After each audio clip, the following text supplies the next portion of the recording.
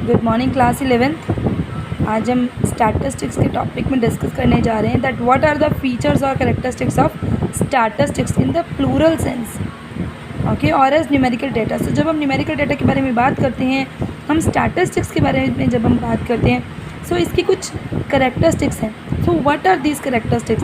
First characteristic is here. Last video में हमने statistics की डेफिनेशन डिस्कस की है। सो जिसने वो वीडियो नहीं देखी है वो प्लीज़ जाकर वीडियो देख सकते हैं। और साथ में अभी हम डिस्कस कर रहे हैं आपके फीचर्स और characteristics of statistics. So first feature is aggregate of facts. सबसे बड़ी जो आपकी स्टैटिस्टिक्स की कुछ इंपॉर्टेंट बातें हैं वो यहाँ पर हम डिस्कस कर रहे हैं आज। सबसे पहले क्या आता है आपके एग्रीगेट ऑफ फैक्ट्स, क्योंकि आपकी स्टैटिस्टिक्स का मतलब ही है एग्रीगेशन ऑफ फैक्ट्स। तो यहाँ पर सिंगल नंबर या फिर सिंगल आपका कोई भी डाटा है उसके साथ आप कोई भी कंक्लूजन ड्रॉ नहीं कर सकते हैं, है ना। सो स्टैटिस्टिक्स आप उसी को बोलेंगे ना जिसके ऊपर आप कोई कंक्लूजन ड्रॉ कर पाएंगे, आप किसी बात के बारे में कुछ बता पाएंगे। जैसे अगर बात हो रही है कि that Ram has 20 marks, okay, अगर राम के 20 मार्क्स हैं तो उसका करना क्या है आगे उसके 20 मार्क्स का कुछ नहीं हो सकता ना। लेकिन वहीं पर अगर आप बोलते हैं कि आपके पास पूरी 11th क्लास के मार्क्स हैं, तो आप क्या कर सकते हैं, आप ये देख सकते हैं किस स्टूडेंट के मार्क्स किस दूसरे स्टूडेंट से कितने ज़्यादा हैं, कितने कम हैं, कितने परसेंट ज़्यादा हैं, कितने परसेंट कम हैं, या फिर आपका एवरेज कितनी है पूरी क्लास के मार्क्स की, पूरी क्लास के एग्रीगेट कितना है, ये सब चीज़ें हम जान सकते हैं। तो कोई भी सिंगल डाटा को हम वहाँ पर स्टैटिस्टिक्स में इंक्लूड नहीं करते हैं, ओके। सबसे बड़ी बात ये है यहाँ पर, प्लीज़ इसको देखिए भाई। अगर बात की जाती है that there are 1000 students in our college, भाई अगर कहीं पर 1000 स्टूडेंट्स पढ़ रहे हैं तो इसका क्या इंपॉर्टेंस है, बस पढ़ रहे हैं ना। लेकिन अगर हम बोलते हैं आगे, अगर हम उसको और अच्छे से क्लासीफाई करते हैं दैट 300 स्टूडेंट्स हैं आपके आर्ट फैकल्टी में, 400 है कॉमर्स फैकल्टी में और 300 आपके साइंस फैकल्टी में। सो इससे हम आगे क्या कर सकते हैं, इसका मतलब क्या है कि एक सेंसिबल डाटा आपका बन चुका है, जिससे क्या बताया जा सकता है भाई किस सेक्शन में आपके बच्चे ज़्यादा हैं, कितने परसेंट ज़्यादा हैं, टोटल एग्रीगेट्स कितना है, एवरेज जो है वो कितना आ रहा है। सो यहाँ पर जब हम डाटा के ऊपर कुछ कंक्लूजन भी दे पाए, वही आपका डाटा होता है स्टैटिस्टिकल डाटा। सो यहाँ पर आपका एग्रीगेट ऑफ फैक्ट्स जो है वो सबसे ज़्यादा इंपॉर्टेंट है। आफ्टर दैट बच्चे न्यूमेरिकल एक्सप्रेस्ड, क्योंकि ये स्टैटिस्टिक्स हैं, यहाँ पर जो भी डाटा को हम लेंगे, हम सिर्फ और सिर्फ क्वांटिटेटिव इन्फॉर्मेशन को ही लेंगे, क्वांटिटेटिव डाटा को ही लेंगे। यानी कि जब हम टर्म्स में बात करते हैं, सिर्फ और सिर्फ नंबर के टर्म में जब हम बात करेंगे उसी को हम स्टैटिस्टिक्स बोलेंगे। और अगर हम बात करते हैं क्वालिटेटिव एस्पेक्ट्स की, लाइक जैसे आपके कोई छोटा है, बड़ा है, small, big, rich, poor, intelligent और अगली और ब्यूटीफुल, ये सब आपकी जो क्वालिटीज़ हैं वो आपकी स्टैटिस्टिक्स में कहीं पर भी नहीं आती। लेकिन अगर आप बोलते हैं that Irfan Pathan is tall और सचिन इज़ शॉर्ट, तो इसका कोई भी स्टैटिस्टिकल सेंस नहीं होगा। लेकिन अगर आप न्यूमेरिकल फॉर्म में बताते हैं that height of Irfan Pathan is 6 feet and 2 inches, यानी कि अब आपने न्यूमेरिकल में बता दिया ना, न्यूमेरिक डाटा आपने साथ में दे दिया, and that of Sachin is 5 feet 4 inches. तो यहाँ पर आप बता रहे हैं कि देखो ना, इरफान पठान की हाइट इतनी है, पर्टिकुलरली इतनी है, और सचिन की इतनी है। सो ऐसे में आप दोनों की हाइट को कंपैरिजन कर सकते हैं, दोनों की हाइट में बता सकते हैं कितनी परसेंट किसकी ज़्यादा है, या दोनों की मिलाकर कितनी है, एवरेज कितनी है। तो मेन बात यही है कि जो भी न्यूमेरिकल डाटा होगा उसी को आप स्टैटिस्टिक्स बोलेंगे।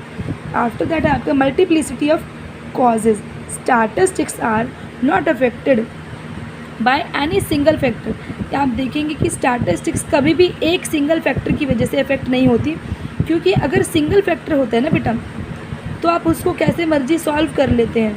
तो वो आपकी प्रॉब्लम हो सकता है ना, वो प्रॉब्लम कुछ टाइम की हो, वो प्रॉब्लम सॉल्व हो जाए, तो वो आपकी स्टैटिस्टिक्स फिर रहेगी ही नहीं, ओके ना।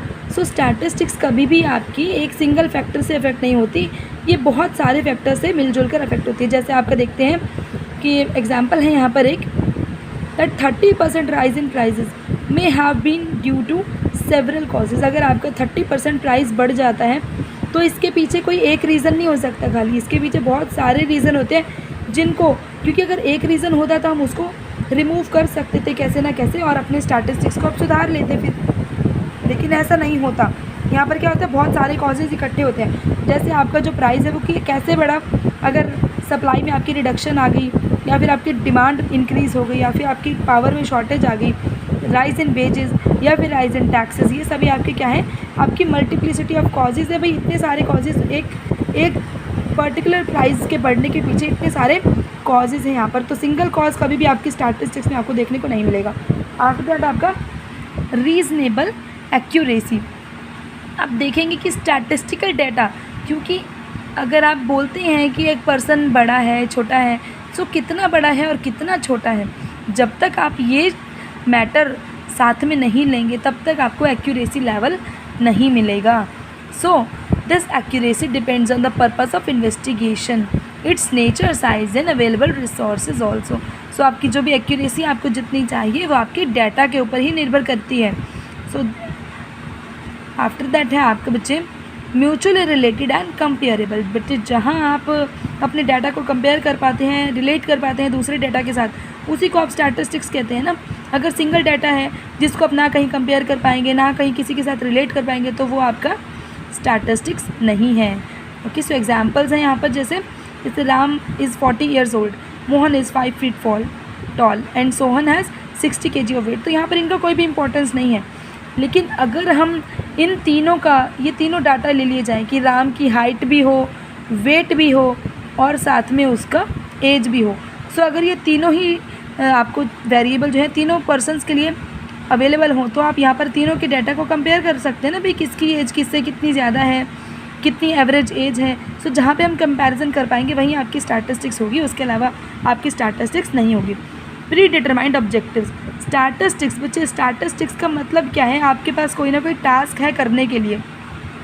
सो जब तक आपके पास कोई टास्क नहीं होगा करने के लिए, आप क्यों जाएंगे डाटा कलेक्ट करने। स्टैटिस्टिक्स का मतलब तो यही है ना कि आप डाटा कलेक्ट कर रहे हैं। सो डाटा कलेक्ट करने के लिए आपके पास एक प्री डिटरमाइंड ऑब्जेक्टिव होनी चाहिए। भाई अगर आप जानना चाहते हैं किसी पर्टिकुलर एरिया का कंजम्पशन क्या है, या फिर इनकम क्या है, या फिर एम्प्लॉयमेंट क्या है, तभी आप कुछ करेंगे ना डाटा कलेक्ट। आप सीधा ऐसे नहीं चले जाएंगे किसी भी पर्सन के पास कि लाओ जी बताओ हमें आपकी इनकम कितनी है। आपका कोई ना कोई पर्पस होना चाहिए ना, आपका एक ऑब्जेक्टिव होना चाहिए जिसके लिए आप काम करना चाहते हैं, डाटा कलेक्ट करना चाहते हैं। इन्यूमरेटेड और एस्टिमेटेड। नेक्स्ट आपका जो करेक्टरिस्टिक है दैट इज़ इन्यूमरेटेड और एस्टिमेटेड। स्टैटिस्टिक्स में क्योंकि आपका इन्यूमरेशन का बहुत ज़्यादा रोल होता है, क्योंकि अगर आप 1 लाख पर्सनस की बात करें, क्योंकि स्टैटिस्टिक्स आप कहाँ लगाते हैं, जहाँ पर्सनस बहुत ज़्यादा होते हैं। सो बहुत ज़्यादा पर्सनस है तो आपको एस्टिमेशन भी लगाना पड़ेगा, वहाँ पर इन्यूमरेशन भी आपको लगाना पड़ेगा। सो कई बार क्या, जैसे आप एक एग्जाम्पल लिया जा रहा है यहाँ पर, भाई अगर मान लेते हैं that 1 lakh people has attended the rally in Delhi and 2 lakhs इन मुंबई। सो अगर प्राइम मिनिस्टर की कोई रैली है जिसको 1 लाख पीपल ने अटेंड किया है आपके दिल्ली में, तो क्या 1 पर्सन वहाँ पर गिनकर देखा गया होगा? नहीं, यहाँ पर एस्टिमेशन लगाया जाता है। भाई जिस पर्टिकुलर स्टेज पर या जिस पर्टिकुलर जगह पर प्लेस पर वो खड़े हैं, उस प्लेस में कितने पर्सन आ सकते हैं, और कितनी ज़्यादा भीड़ हो गई थी तो कितने पर्सन ज़्यादा हो गए होंगे। तो ये सब एस्टिमेशन जो है वहाँ पर लगाना ही पड़ता है। और इन्यूमरेशन भी आप कर सकते हैं। कैसे? भाई जहाँ पर पर्सन्स बहुत कम हैं, पता लगाया जा सकता है कि कितने पर्सन्स हैं, वहाँ आप इन्यूमरेशन का यूज़ कर सकते हैं। जैसे जहाँ पर 10 या 20 पर्सन्स ही काम करते हैं, वहाँ तो आप यूज़ कर सकते हैं ना इन्यूमरेशन को। लेकिन जहाँ आपके पर्सन्स बहुत ज़्यादा हैं, वहाँ आप एस्टिमेशन का यूज़ करेंगे। Next and the last point is collected in a systematic manner. बच्चे कोई भी हफाजर्ड मैनर में, अगर आपके हफाजर्ड मैनर का मतलब होता है कोई भी अव्यवस्थित कोई भी डाटा होता है, कोई भी इरेगुलर टाइप का डाटा होता है, तो उसको आप स्टैटिस्टिक्स नहीं बोलते हैं। आप स्टैटिस्टिक्स उसको तभी बोलेंगे ना जब उसका कोई इंपॉर्टेंस होगी, कहीं उसको अच्छे से प्रेजेंट किया हुआ होगा, कहीं उसको अच्छे से क्लासीफाई किया होगा, दिखाया हुआ होगा कि ये क्यों, एक पर्टिकुलर डाटा आपने क्यों कलेक्ट करना है, कैसे कलेक्ट करना है, तभी आप उसको स्टैटिस्टिक्स बोल पाएंगे। सो कोई भी कंक्लूजन आपका नहीं दिया जा सकता अगर कोई भी चीज़ आपने अच्छे से नहीं ले रखी है। अगर आपके कोई भी पर्टिकुलर मार्क्स हैं, देखो एक एग्जांपल देते हैं आपको, तब आपको और अच्छे से क्लियर हो जाएगा। जैसे मान लीजिए आपके 11th क्लास के मार्क्स हैं, और भाई सभी मार्क्स जो हैं एक ही जगह पर इकट्ठे करके खाली मार्क्स लिख दिए, बच्चों के नाम नहीं लिखे, या फिर बच्चों के नाम लिख दिए, मार्क्स नहीं लिखे, यानी कि सभी डेटा जो है, या फिर सभी बच्चों के मार्क्स लिख दिए हैं और उनकी क्लासेस नहीं लिखी, उनके सेक्शंस नहीं लिखे, सिर्फ ये लिख दिए कि मृदुल के इतने मार्क्स हैं पर्टिकुलर आपके सब्जेक्ट में, हर्षित के इतने मार्क्स हैं आपके पर्टिकुलर सब्जेक्ट में, तो यहाँ पर उनकी अगर क्लासेस नहीं लिखी गई हैं तो क्या फ़ायदा इसका, पता तो चलना चाहिए ना भाई 11th क्लास का स्टूडेंट है या 10th क्लास का है। सो कोई भी डाटा जब तक आपका अच्छे से प्रेजेंट नहीं किया जाएगा, अच्छे से उनको अच्छे से उसके ऊपर फिर कंक्लूजन भी आप नहीं दे पाएंगे। सो कंक्लूजन नहीं होगा तो आपकी वो स्टैटिस्टिक्स भी नहीं होगी। तो ये सभी स्टैटिस्टिक्स की आपकी कैरेक्टरिस्टिक्स हैं। तो इसके लिए आप क्या बोल सकते हैं, that all numerical data can't be statistics. तो आपका सभी न्यूमेरिकल डाटा आपका स्टैटिस्टिक्स नहीं हो सकता, क्योंकि कहीं पे भी पढ़ा हुआ कोई भी डाटा है वो आपका स्टैटिस्टिक्स नहीं होगा। लेकिन आपका ऑल स्टैटिस्टिक्स जो है वो आपका न्यूमेरिकल डाटा तो होगा ही होगा। सो स्टैटिस्टिक्स बेसिकली है क्या, आपका न्यूमेरिकल डाटा ही तो है ना। सो स्टैटिस्टिक्स के अंदर जो भी आपकी पर्टिकुलर डाटा होगा वो सब न्यूमेरिकल डाटा ही होगा, और कोई डाटा तो आप उसके अंदर लिख नहीं सकते हैं।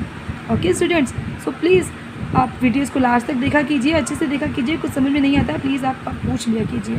ओके स्टूडेंट, मिलते हैं नेक्स्ट वीडियो में।